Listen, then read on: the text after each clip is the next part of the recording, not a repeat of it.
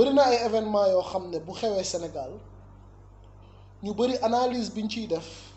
et mënuñu leen ko jàppee day jege trop lu ñuy dund te li ñu xamul mooy ne li ñuy dund luxe la parce que luxe mënul weesu soxla ndox am ko soxla saabu mën ko jëndal sa bopp bëgg a nekk au calme ci sa kër dem tëju ci benn pièce jàpp sa ñàmbur war a tëdd ci sa lal yow kase walla nga am sa néeg yow kase sénégalais yi dund loolu bariwul Sénégal métti na métti boo xam ne boo leen amee seetlu di ngeen gis ne nit ñi léegi benn repas la ñuy bokk muy añ ndekki débrouillé reer débrouillé nit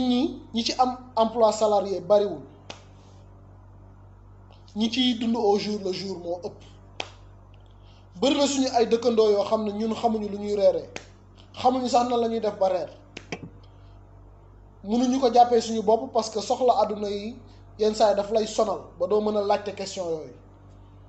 mais boo gisee yenn réaction yi au lieu d'aller vite en besogne dem di juger wala nga naan Sénégal dafa réew dafa metti gouverner dafa con dafa lii il faut chercher les causes profondes du mal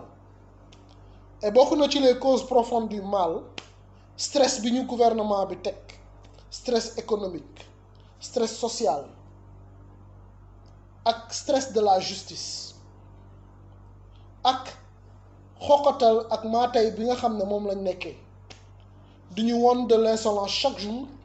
du ñu napp chaque jour kon ñun sénégalais suñu seule arme mooy nañu yërëmante suñu biir merci